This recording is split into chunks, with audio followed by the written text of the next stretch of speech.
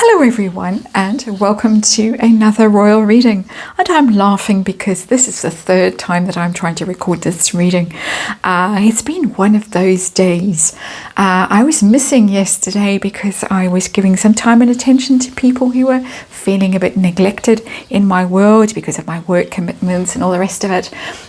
People who are moving on from our home and going on to better things, and there was some noise the first time I recorded this video, and I thought, oh well, I'll just cut it out. And of course I ended up cutting out the entire video except for the noise. So I started recording it again and then realized that one of the cards that I had set out again on the tarot table was the wrong way around. And I thought, no, third time, we're going to try this again.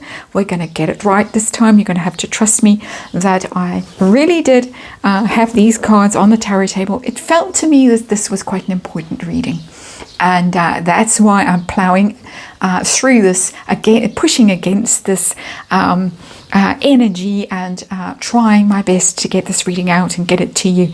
I'm using the Shadowland Tarot for this reading. I have to remind you that this is a tarot reading for entertainment purposes, or just opinion, or just speculation, and there is a disclaimer in the box below.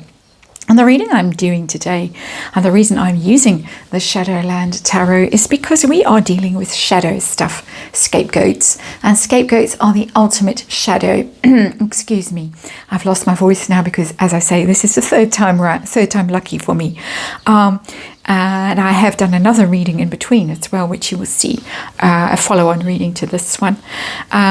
But we're dealing with shadows, we're dealing with scapegoats. Scapegoats, of course, the poor unfortunate creatures who have to bear the sins of the masses, the multitudes, and get banished.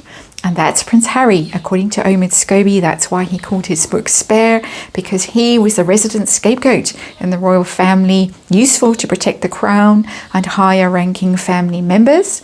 That he could be wheeled out when the people needed a distraction from something else going on in the royal family. Someone else was doing something bad. Oh, I know what, let's blame Harry for something, and a distraction, a diversion. That's the scapegoat. That's how Harry felt about his life. That's apparently, according to Omid Scobie, going to be the theme of the book called Spare. And if I were Prince William reading that, I would be feeling quite concerned. And so that's why I'm doing this Celtic cross with the Shadowland Tarot. And hopefully this time round, we will get our reading out. Underlying energy of this Celtic cross is the Ace of Pentacles. He's in it for the money. That's the underlying energy. This is need to make big bucks, the road to riches, sell your family down the river, in my opinion. I'm doing this for entertainment purposes, as you know. This is how to make big bucks. Tell the world about the bad things everyone else did, and how you were blamed for the small things that you did, and everyone else got away with murder. Not literally, but you know what I mean. So it's about money. I think we worked that out before without the help of the Shadowland Tarot, but it's always nice to see a card like that that confirms everyone's feelings about things. The heart of this story, this rather sad story, is the Page of Swords, and the Page of Swords in reverse. Page of Swords is a critical energy, is a hostile communications energy, doing research when it's in reverse, spying, trolling, going around on social media. It's come to represent social media in particular, and a sort of hostility out on social media. And that's pretty much, in my opinion, what Omid Scobie's article was doing. It was a warning shot, it was saying, because the Page of Swords is always on high alert, braced and ready for attack.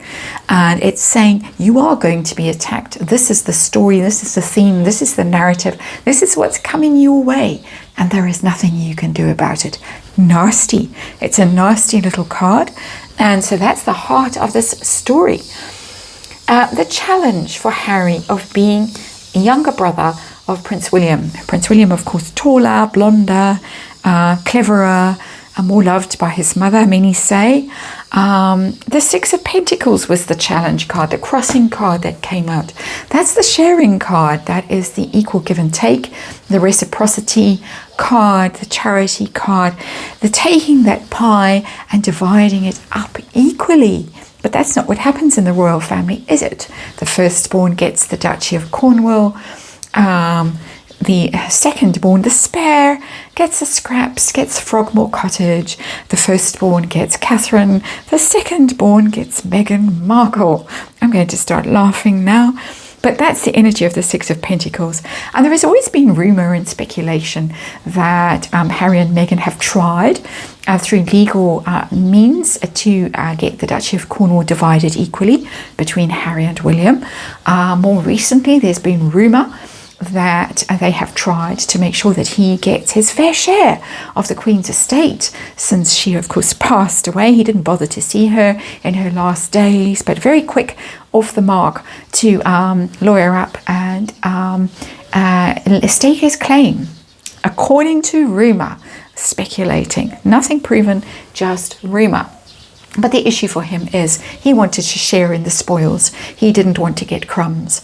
And so the book, in my opinion, should have been called Share.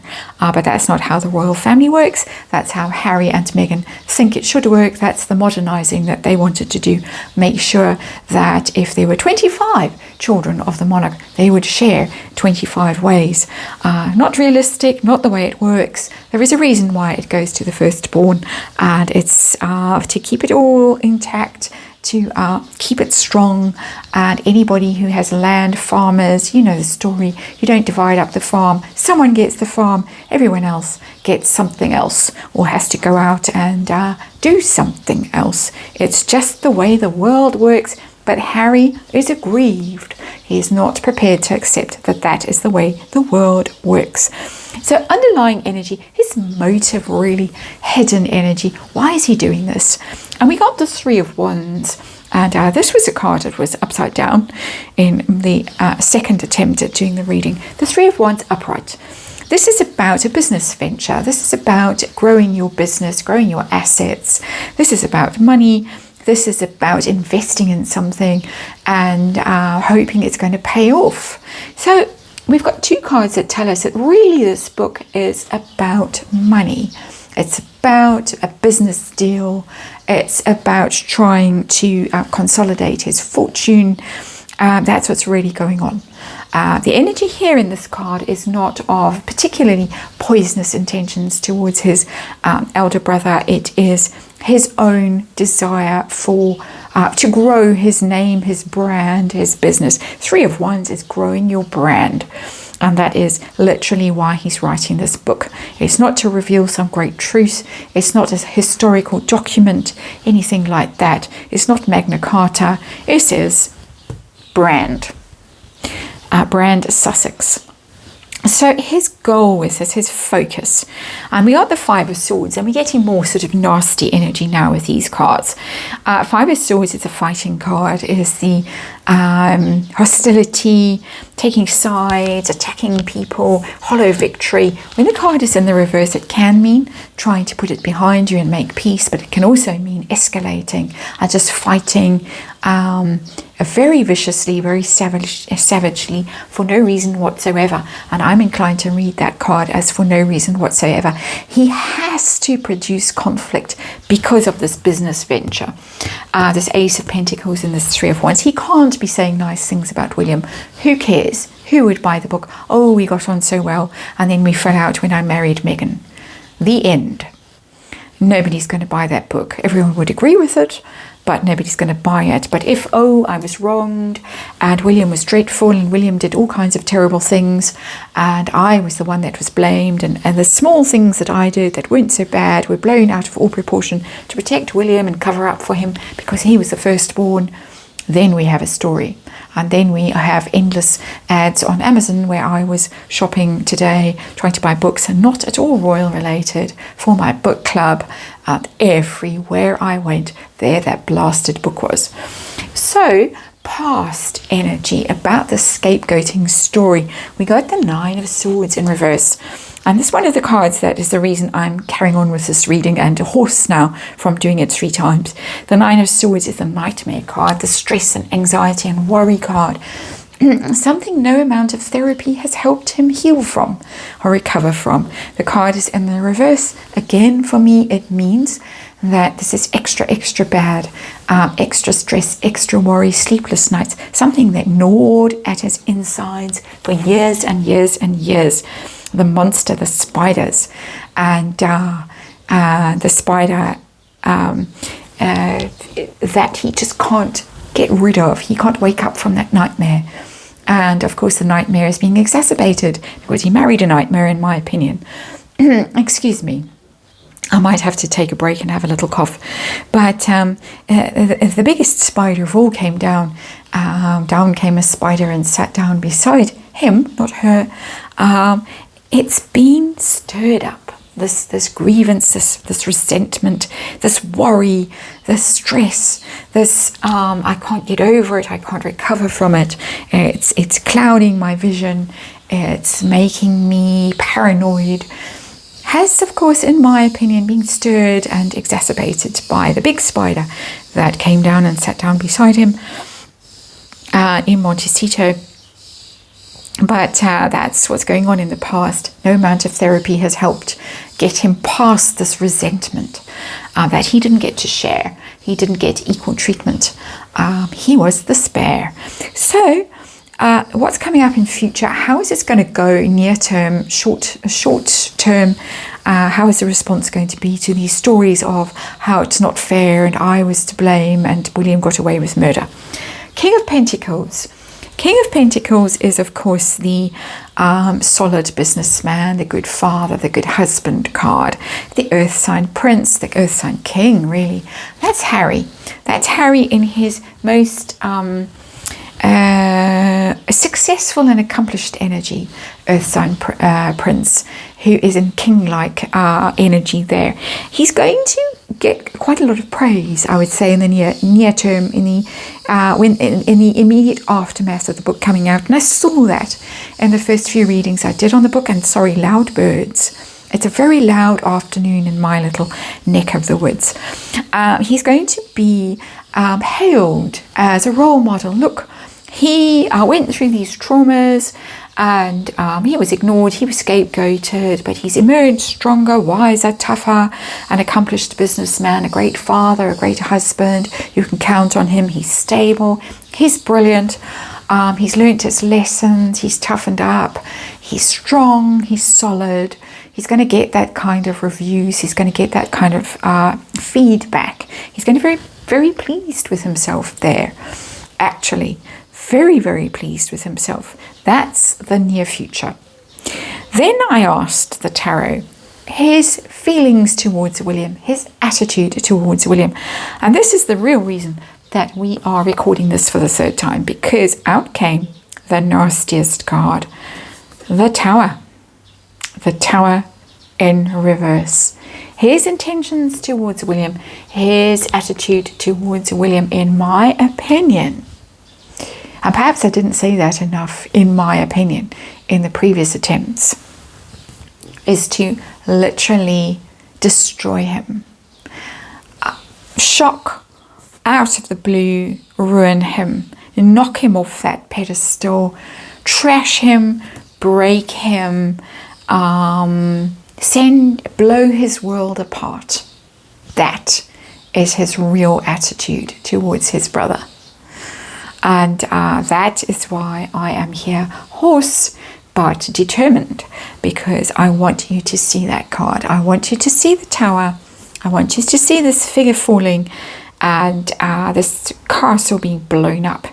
That is what Harry, according to these cards, in my opinion, that is what he wants with this book, with these stories, with this idea that he was the scapegoat and William got away with all kinds of bad things. He wants William's reputation ruined, his marriage, his future prospects, the public perception of him. He wants it all destroyed.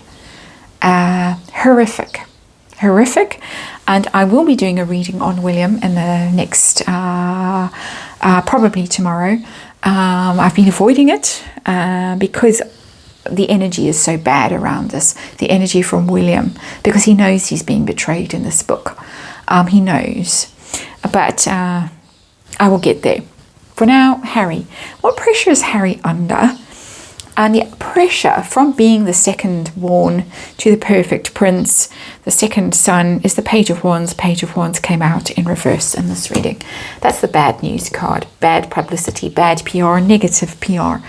Harry was on the receiving end of all this negative press.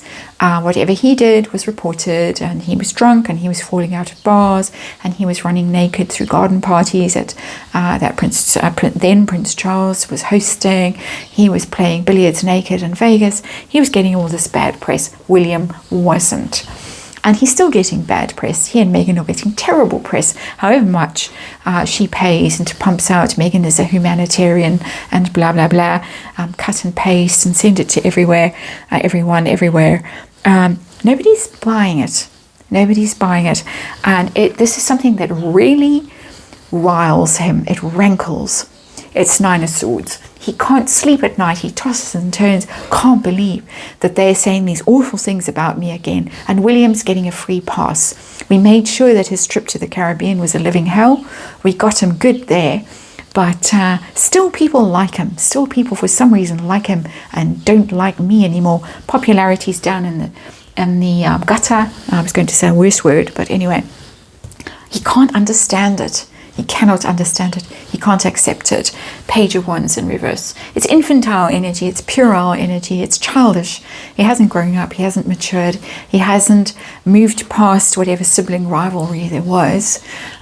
He's got all kinds of problems. I am not a mental health expert. I am not diagnosing. I am speculating in my very amateur way.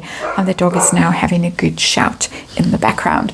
Hopes and fears for Harry with this story, with this narrative that he's going to be pushing out in this book.